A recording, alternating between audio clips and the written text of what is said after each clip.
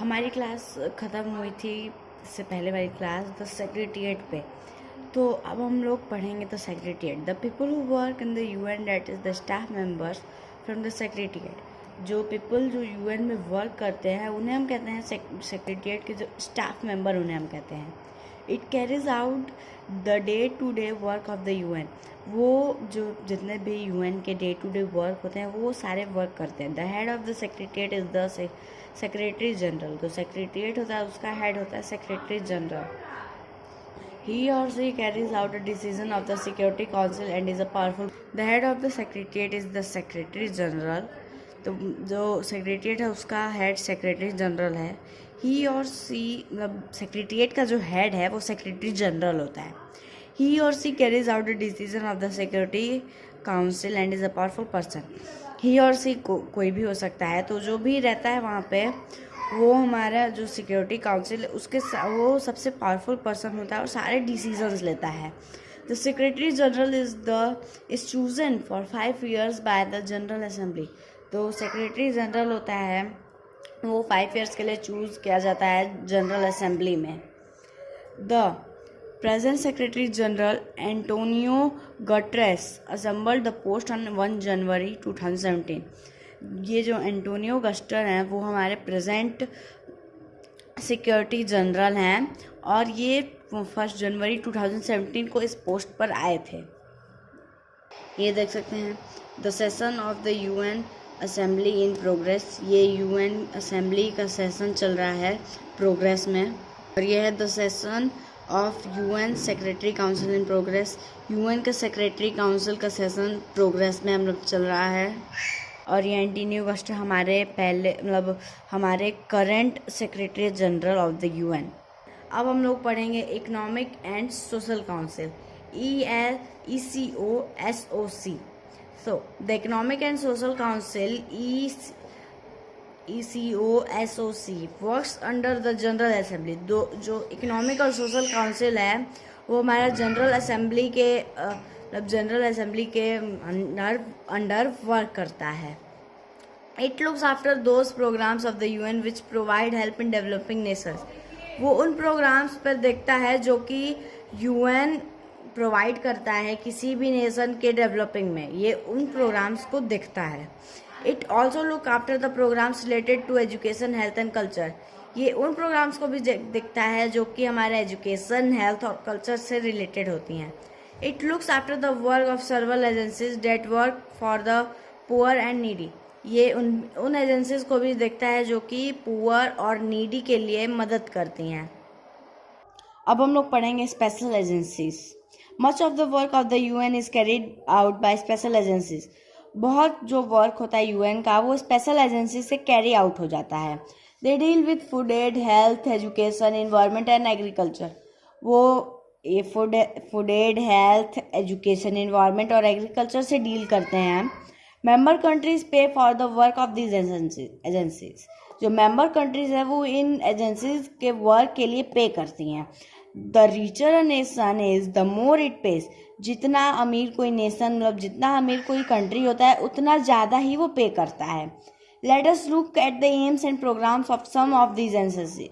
तो अब हम लोग देखेंगे इनके कुछ एम्स और प्रोग्राम्स इसी में कुछ स्पेशल एजेंसीज की। And one more thing, economic and social council is not a special agency. अब हम लोग पढ़ेंगे United Nation children's fund UNICEF UNICEF। So UNICEF is responsible for the welfare of children all over the world. UNICEF हम जो children's हैं उनके welfare के लिए रिस्पॉन्सिबल है। It conducts programs specifically in developing countries to ensure that the food, health and education needs for children are met। ये उन programmes को देखता है जो कि डेवलपिंग कंट्रीज को इंश्योर करें कि जो फूड है, हेल्थ, एजुकेशन है वो चिल्ड्रंस के लिए सही मतलब है कि नहीं है। और ये है यूनिसेफ का लोगो, UNICEF का ये है लोगो। इसे याद रख सकते हैं कि एक अर्थ टाइप है उसमें फिगर बना है और यहाँ पे ये कुछ ब्रांचेस हैं। ये ऑलिव ब्रांचेस हैं यहाँ पे। और ये जो ऑलिव ब्रांचेस हैं उनका मतलब होता है जैतून। ऑलिव मीन्स जैतून। अब हम लोग पढ़ेंगे United Nation educational scientific and cultural organization, UNESCO. UNESCO was established by the UN in 1946। UNESCO UN से बनाया गया था 1946 में। It aim is to encourage nation to work together in the areas of educational science and culture. इसका aim है कि ये nations को इंकरेज करते हैं एजुकेशन, साइंस और कल्चर में बढ़ाने के लिए। इसका एम जो है वो नेशन को इंकरेज करना है ताकि वो एक साथ वर्क करे कुछ एरियाज में जहाँ की एजुकेशन, साइंस और कल्चर हो। The UNESCO educates people about health and farming methods, spreading scientific knowledge, teacher training and cultural exchange of students and a teacher between countries. UNESCO educates people. UNESCO जो है वो people को educate करता है about health and farming method, health और farming method के बारे में, and spreading scientific knowledge, और वो साइंटिफिक नॉलेज भी स्प्रेड करता है, मतलब बांटता है। Teacher training and cultural exchange of students, teacher training भी देता है और कल्चरल एक्सचेंज ऑफ स्टूडेंट्स भी, and teachers between students, cultural exchange of students and teachers between countries. तो अब हम लोग पढ़ेंगे world health organization, WHO. WHO was established in 1948. Its aim is to improve the health of the people worldwide. WHO जो है वो 1948 में stabled हुआ था। इसका एम है हेल्थ को इम्प्रूव करना थ्रू द वर्ल्ड वाइड, मतलब पूरे दुनिया में हेल्थ को इम्प्रूव करना है, इसका एम है। It provides the help and training for the health workers to fight against disease such as malaria, tuberculosis and AIDS. ये प्रोवाइड करता है ट्रेनिंग और हेल्प पूरे फॉर द हेल्थ वर्कर्स, जो हेल्थ वर्कर्स हैं उन्हें ट्रेनिंग और हेल्प प्रोवाइड करता है ताकि वो डिजीज़ेस से फाइट कर सकें, जैसे कि मलेरिया, ट्यूबरक्लोज और AIDS. It promotes research in health and medicine, वो जो हेल्थ और मेडिसिन में रिसर्च भी प्रोमोट्स करता है। ये इंफॉर्मेशन भी प्रोवाइड करता है। It also provides information about outbreaks और ऑफ एपिडेमिक्स। ये इंफॉर्मेशन भी प्रोवाइड करता है आउटब्रेक्स के बारे में, जो कि आउटब्रेक्स ऑफ एपिडेमिक्स। तो ये है WHO का सिंबल, जिसमें एक अर्थ है और एक स्नैक टाइप, और यहाँ पे ये भी ऑलिव ब्रांचेस ही हैं। और ये है inoculating a child against a disease, एक चाइल्ड को वैक्सीनेट किया जा रहा है एक डिजीज से बचाने के लिए। अब हम लोग हमारे नेक्स्ट एजेंसी के बारे में पढ़ेंगे, food and agriculture organization, FAO। Food and agriculture organization, FAO। The main aim of FAO is freedom from hunger from every human in the world. जो FAO है, फूड एंड एग्रीकल्चर ऑर्गेनाइजेशन, इसका main aim है hunger से freedom, मतलब भूख से आज़ादी, for every human, हर एक इंसान के लिए जो कि इस दुनिया में है।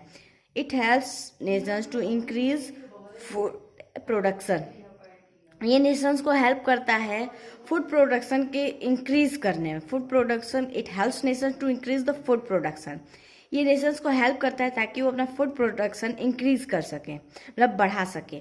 It provides them with help in getting better seeds, controlling crop and animal diseases, improving irrigation, conservation, soil and forest etc. ये उन्हें प्रोवाइड करवाता है with help of in getting better seed, वो उन्हें बेटर सीड दिलवाता है। Crop controlling में help करता है, और एनिमल डिजीजेस से भी वो उन्हें हेल्प करता है, और improving irrigation, conserving soil and forest, वो सॉइल एंड फॉरेस्ट को बचाता है, और भी बहुत कुछ।